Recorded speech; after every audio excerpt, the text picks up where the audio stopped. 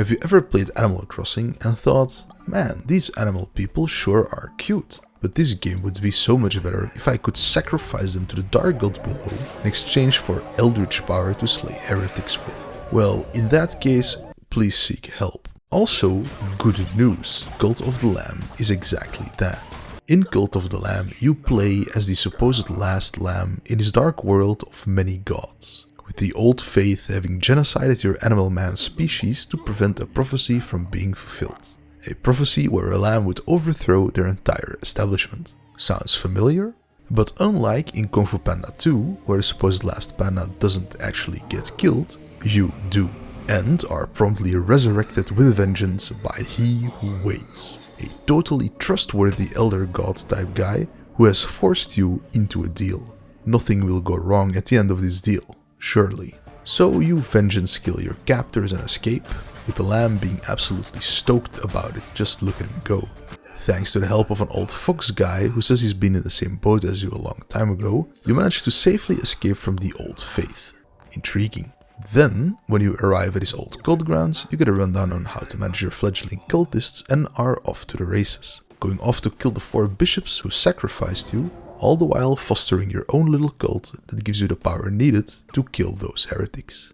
The game is obviously split into 2 large parts. Cult management, consisting of performing rituals to keep your cultists happy and faithful, as well as gaining in power yourself by eventually sacrificing those followers, with the added responsibility of feeding your followers, cleaning up after them, building shelter for them, etc. This is all very hands-on at the start, but it gets a lot more automated over time as you unlock new buildings and such. The second part of the game is of course the combat, where you go out into the hub world, pick an old faith cult to crusade against, provided you have unlocked the door by having enough cultists back home, and kill every single last one of them. The best comparison to make to the combat part here is kind of like a blend of the Binding of Isaac and maybe Slay the Spire a bit sprinkled in here too. A crusade, or a run in the more classic sense of roguelite-ish games, consists of several encounters, which branch in and out to choose from, like in Slay the Spire. Some are non-violent encounters, giving you some background lore, some free resources, an optional challenge, or even more negative things like debuffs and stuff. But the most common ones are combat encounters, which is essentially a single floor like in the Binding of Isaac. The layout of the level consists of multiple separated rooms, with different enemy combinations and encounters found within them, with some having items in them to power you up. Even some enemy types here remind me of Isaac, but we'll chalk that up as being an homage to it more than it being a ripoff. The single largest problem with the game here is, a bit unsurprisingly perhaps, that neither aspect of the game is fleshed out to its full potential. Combat remains very simple, with the only added depth being different weapon and curse types, which you have to unlock yourself through your cult. For the largest part of the game, your crusades are very small and very fast, with even the later game ones taking not even 15 minutes to complete from start to finish, comparing it to a Binding of Isaac run which can easily last for 40 minutes depending on how deep you go. Now, this is no big deal, but it does make the combat quite shallow. Or rather, it doesn't have a need to be developed any further because the crusades are so isolated and are over so fast. Weapons only have a single attack combo, curses have only their singular curse, though some get more powerful if you charge them for the right amount. The weapon swinging itself never felt right for me, with most enemies getting knocked back by a swing more than it propels you forward, which made it very rare for a full swing combo to land in its entirety on the same enemy. This made the best way to do combat pretty straightforward. Dodge roll, swing, dodge roll, swing. Just like Dark Souls. Enemy attacks are usually clearly indicated visually, though some can come straight out of the blue, and with your invulnerability window being pretty short, you can die a lot faster than you may realize. I played it on the hard difficulty and only started dying about halfway through the game myself. Now, even though your options in combat are limited, they are augmented a little bit with the tarot cards, which is a bit of an amalgamation between the item and card system in, once again, the Binding of Isaac. These tarot cards all give permanent effects for your crusade, though some are more effective than others. But you can always choose between one of 3 when you find the NPC offering them to you on the combat floors. This has a bit of a nagging issue here as well, since there's no way to see the minimap of all the different rooms. And with the floors becoming bigger and bigger over time, it makes it a bit harder to see whether you still have unexplored rooms to go to on this floor. But this is a very minor issue, of course, because you can simply remember them. There are also unlockable fleeces, which change up your appearance a little bit, which is nice, and give you probably the largest change in the way your crusades work. Change out all your red hearts for more blue hearts at the start of a run, for example. Or my favorite one, just get 4 random tarot cards at the start of a run, but you can't get any more during it. This eliminates the issue of trying to find the tarot NPC on a floor, and also allows you to basically skip combat encounters because you don't miss out on any missed power per se for the boss fight. So this was, to me at least, a pretty good deal overall. Those crusades not taking ages is probably a good thing here, by the way, because your cult keeps on chugging along in the background, with time passing at a decent pace. On the one hand, this is good, means you get a big stack of resources your followers gathered while you were away, as well as a lot of devotion, but it also means they have to fend for themselves, which they are incapable of doing. It takes a long fucking time to finally get farm buildings that allow your followers to plant, water, fertilize and harvest whatever seeds you put in the box themselves. The harvesting part takes the longest to get to, and it absolutely fucking sucks having to spend a minute or two just mindlessly holding down a button to harvest your crops because your cultists are literal lobotomites who can't do that by themselves at the start. It's not a huge issue in itself, but it definitely adds up, and there's a lot of minor issues to add up to. With a similar issue in the gathering of devotion at your effigy also taking a long fucking time, and the gaining of power during rituals also taking a long fucking time if there's a lot of devotion or power to gather. If you've seen my Ancestors Humankind Odyssey video, you know that I have a bone to pick with games that waste your fucking time for no fucking reason. Now again, this stuff is minor on its own, but a lot of these minor gripes keep piling up and really pull down the overall enjoyment of the game. Managing your cult feels more like being a babysitter more than anything else. Your followers don't have any real autonomy, except when they start dissenting, because the shit they just shit out after eating the stuff I had to make for them made them puke, so now they're mad at me for there being puke on the ground. Absolute insanity.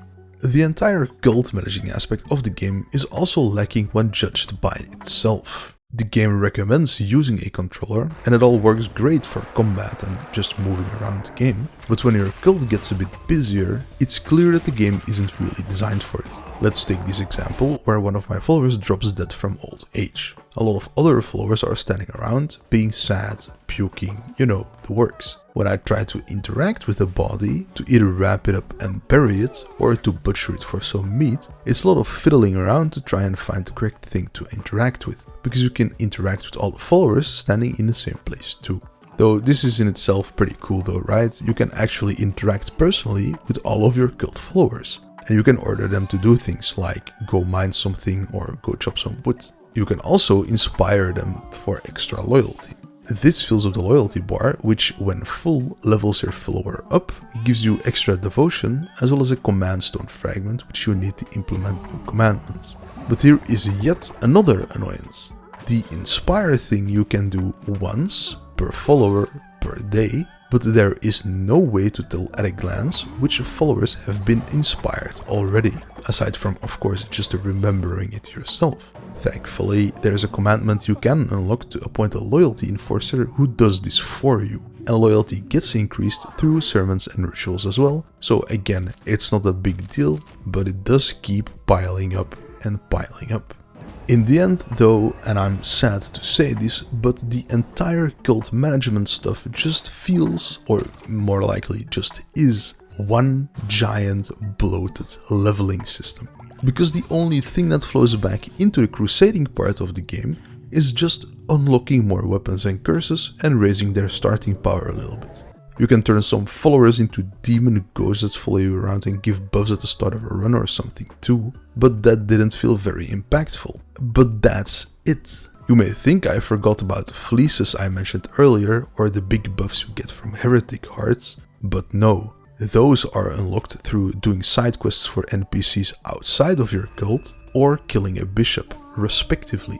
It feels like in general there was an idea here, a concept, to merge these two gameplay loops with each other, a roguelite type game in the vein of Binding of Isaac, but with base building to fall back on, kind of like Rogue Legacy or something. There doesn't come to mind a game that has tried something like this, with base building on the one hand and combat on the other, like Cult of the Lamb tries to do, though I'm sure there would be some games that have tried this in the past, so feel free to mention those in the comments or whatever. But Cult of the Lamb is probably the game with the highest profile trying this specific way of blending these two gameplay loops. It sold absolutely magnificently well, more than 1 million copies in its first week. And looking at the achievement stats on Steam, a lot of people seem to play the game and play it good. About 25 to 30% actually finishing the entire story, it seems, which is absolutely insane for achievement stats. Though the story itself isn't exactly to write home about either. Spoilers here, by the way, I'm not gonna split up the story talk into two parts because there just isn't enough to talk about really. It did start strong in my opinion, like I said, sacrificial lamb, Kung Fu Panda 2, symbolism, whatever. But there's a lot of weird stuff that's just not explained at all. And I get it, not everything has to have a clear-cut explanation or raison d'être, I know. But when an NPC, whose sole role in the game is to drop some background info on you, and he mentions this land used to have thousands of gods, but was eventually whittled down to only 5, and then you kill those 5 gods, and that's it. That's just strange. There's not even an epilogue or anything at the end, just you being left as the sole wearer of a divine crown, having slain death or whatever he who waits was supposed to be, supposedly just another bishop like the rest of them, but this then implies that they are a bishop to a god and not the gods themselves, which is also a weird thing. He who waits explicitly claims to be a god himself, and I definitely believe it. Just look at him, pulls you back from the brink every time you die. But where are the gods these bishops serve, unless they're just gods calling themselves bishops, which is just weird.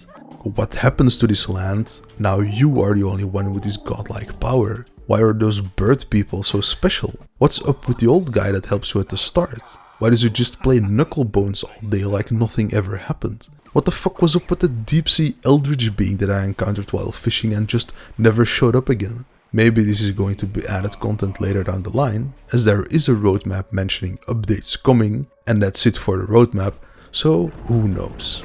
But the lack of literally any wrap-up or epilogue or conclusion really feels cringe, especially for a roguelite game like this with such a focus on story at the start.